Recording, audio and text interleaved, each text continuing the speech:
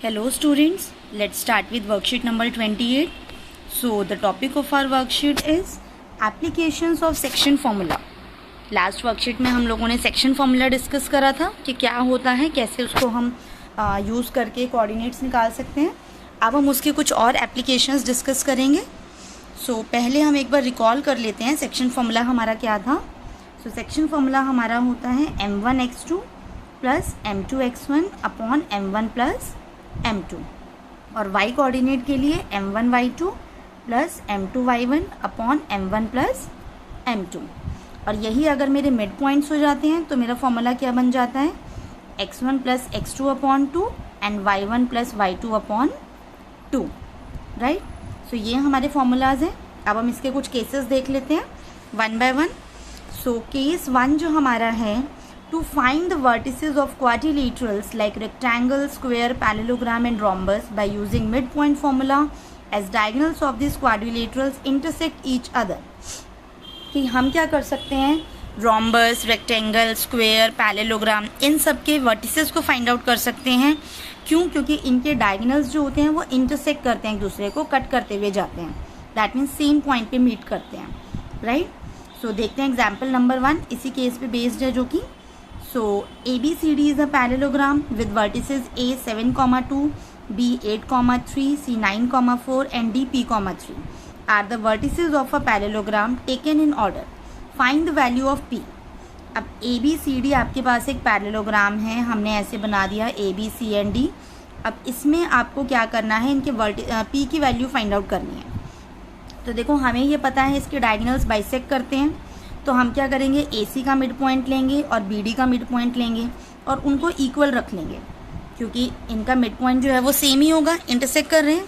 अब mid point का formula लगाया तो A और C that is 7 plus 9 upon 2 and 2 plus 4 upon 2. और अगर BD की बात करें तो B 8 and P 8 plus P upon 2 and 3 and 3 plus 3 upon 2. So 7 plus 9 आपका 16 अपॉन 2 हो गया एंड 2 प्लस 4 आपका 6 अपॉन 2 हो गया. Similarly 8 plus P upon 2 as it is रहेगा और ये आपका 6 अपॉन 2 हो गया.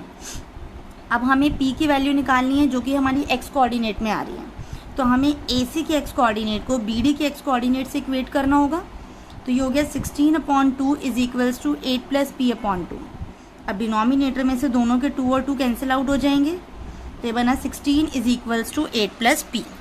तो अब यहाँ से P की वैल्यू क्या आ जाएगी, 16 माइनस 8 विच इज़ 8. राइट. अब हम मूव करते हैं केस नंबर 2 पे.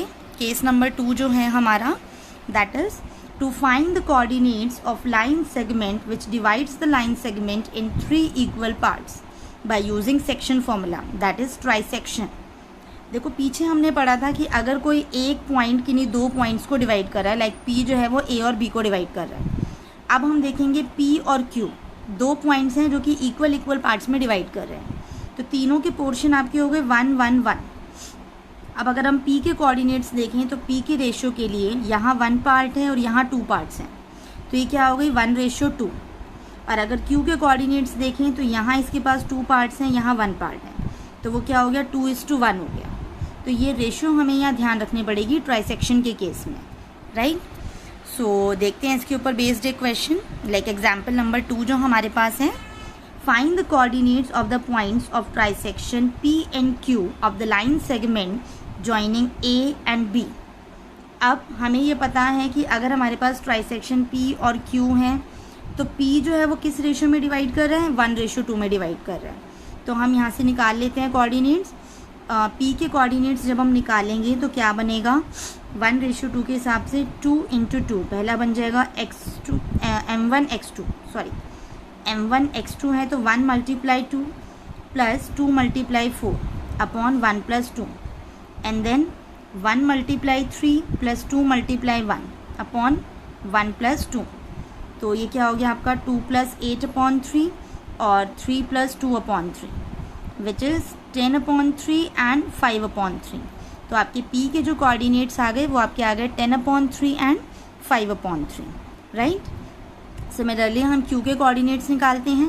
Q हमें पता है 1:2 में डिवाइड नहीं करेगा, ये 2:1 में डिवाइड करेगा यहाँ पे. ठीक है, कि Q अगर हमारा यहाँ पे है और P यहाँ पे है तो वो क्या है 2:1 में डिवाइड करेगा। ये इनकी यहाँ प्रिंटिंग मिस्टेक है। तो अब हम 2:1 के अकॉर्डिंगली अगर हम इसको देखें Q के कोऑर्डिनेट्स, तो ये बनेगा 2 × 2 + 1 × 4 upon 2 + 1 and then 2 × 3 + 1 × 1 upon 2 + 1, right. So ये बनेगा 4 + 4 अपॉन 3 और ये हो गया 6 + 1 अपॉन 3। तो ये क्या बना 8/3 एंड 7/3। तो 8/3, 7/3 आपके कोऑर्डिनेट्स हो गए Q के, राइट। अब इसके केस नंबर 3 पे मूव करते हैं, जो हमारा केस नंबर 3 है।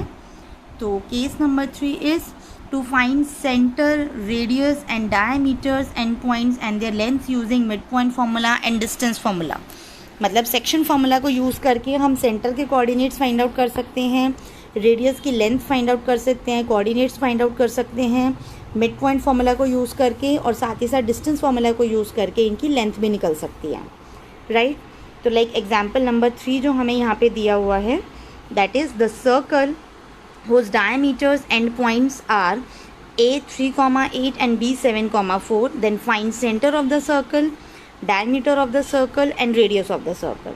जैसे एक सर्कल आपको दिया हुआ है जिसके डायमीटर के एंड पॉइंट्स में एक है 3,8 और एक है 7,4। तो पहले हमें सेंटर का निकालना है, तो हम यहाँ मिड पॉइंट फॉर्मूला अप्लाई करेंगे। तो क्या बन गया, वो पहले बन गया 3 + 7/2 एंड देन बन गया 8 + 4/2। तो 3 + 7/2 इज़ 10/2 एंड 12/2। तो ये क्या हो गया 5,6 हो गया। दैट मीन्स सेंटर के कोऑर्डिनेट्स आपके आ गए 5,6। अब हम क्या कर सकते हैं, डिस्टेंस फार्मूला को यूज़ कर सकते हैं। डिस्टेंस फार्मूला को यूज़ अगर हम करेंगे तो यहाँ पे हमारे पास एक पॉइंट है 3,8 एंड एक पॉइंट है 7,4। तो ये क्या बन जाएगा 3 - 7 का होल स्क्वायर प्लस 8 - 4 का होल स्क्वायर। तो 4 square plus 4 square which is 16 + 16। तो क्या बन जाएगा √32 बन जाएगा, विच इज़ वॉट 4√2 यूनिट्स। तो डायमीटर आपका 4√2 यूनिट्स आ गया। अब रेडियस क्या होता है, रेडियस आपका डायमीटर का हाफ होता है। तो हमने AB/2 कर दिया। अब रेडियस का हाफ करा तो 4√2 को /2 अगर हम करते हैं तो वो हमारा क्या आ जाता है 2√2 यूनिट्स। ये हमारा रेडियस आ गया, राइट। अब कुछ क्वेश्चंस हैं जो हमें यहाँ पे सॉल्व करने के लिए दिए हुए हैं, तो हम उन्हें सॉल्व करते हैं। जैसे फर्स्ट जो हमारा है, show that the points A 0,0, 3,0, C 4,1 and D 1,1 form a parallelogram. तो यहाँ हम डिस्टेंस फार्मूला अप्लाई नहीं करेंगे, यहाँ हम सेक्शन फार्मूला अप्लाई करेंगे। शॉर्ट फॉर्म में हम इनके मिड पॉइंट्स निकालेंगे और देखेंगे इन दोनों के मिड पॉइंट्स सेम आ रहे हैं या नहीं। अगर मिड पॉइंट सेम आ रहे हैं दैट मीन्स वो पैरेललोग्राम बन रहा है, और अगर सेम नहीं आ रहे दैट मीन्स वो पैरेललोग्राम नहीं बन रहा है। तो AC के मिड पॉइंट अगर हम निकालें तो 0 + 4/2 एंड 0 + 1/2। तो ये क्या बन जाएगा 2,1/2। और BD के अगर हम मिड पॉइंट्स निकालें सो 3 + 1/2 एंड 0 + 1/2। तो दैट इज़ 2,1/2। अब AC और BD दोनों के मिड पॉइंट्स इक्वल आ गए, that means these are the vertices of a parallelogram, right.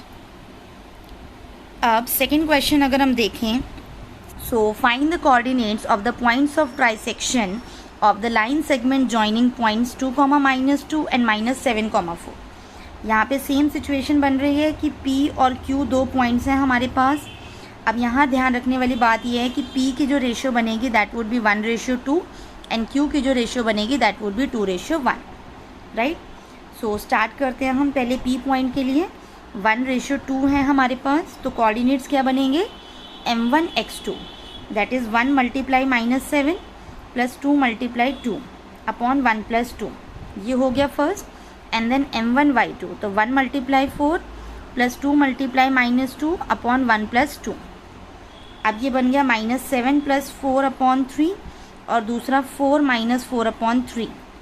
तो पहला आ गया -3/3 एंड देन 0। तो ये क्या बना हमारा -1,0 बन गया, जो कि हमारे P के कोऑर्डिनेट्स हैं। अब हम ऐसे ही Q के कोऑर्डिनेट्स फाइंड आउट कर सकते हैं, बट Q के लिए हमारी रेशियो क्या हो जाएगी 2:1। सो M1 x2 means 2 × -7 + 1 × 2 upon 2 + 1। And दूसरा क्या बनेगा 2 × 4 प्लस 1 मल्टीप्लाई -2 अपॉन 2 + 1, तो 2 7 ज़ा 14, 14 + 2 अपॉन 3 हो गया, एंड दूसरा 8 - 2 अपॉन 3 हो गया, तो -14 + 2 -12 अपॉन 3 हो गया, एंड 6 अपॉन 3, तो क्या हो गया -4, 2। क्यू के कोऑर्डिनेट्स हमारे आ गए -4, 2, राइट। अब क्वेश्चन नंबर 3 देखते हैं। क्वेश्चन नंबर 3 इज़ कि 4, P एंड 1, 0 जो है डायमीटर ऑफ सर्कल है जिसकी लेंथ 10 है, तो हमें centre of circle find out करना है। तो पहले तो हम यहाँ से P की वैल्यू निकाल लेते हैं डिस्टेंस फॉर्मूला लगा के। सो 10 = अंडर रूट, इसका डिस्टेंस अगर हम निकालें तो 1 - 4 का होल स्क्वायर प्लस 0 - P का स्क्वायर। सो यहाँ से स्क्वायर रूट हटाएंगे तो 10 का स्क्वायर हो जाएगा। सो 10 का square is 100 which is equals to 3 square plus P square. So 10 का square is equals to 9 + P square. अब 9 का स्क्वायर अगर हम माइनस करते हैं तो वो 91 आ जाएगा, 91 is equals to P square. तो जो P की वैल्यू आएगी वो क्या आ जाएगी √91, राइट। तो √91 आ रही है, थोड़ी सी कॉम्प्लिकेटेड वैल्यू आएगी यहाँ पे, बट देखते हैं क्या बनता है। तो पॉइंट आपका हो गया यहाँ पे 4, √91 एंड 1, 0। अब अगर हम यहाँ मिड पॉइंट फॉर्मूला लगाएं तो क्या बनेगा 4 + 1/2 एंड √91 + 0/2, तो ये क्या हो गया, ये हो गया आपका 5/2 एंड √91/2। ये आपके पॉइंट्स हो गए सेंटर के, राइट। सो ये that's all for this video. So students next worksheet जो है हम नेक्स्ट वीडियो में डिस्कस करेंगे। Thank you.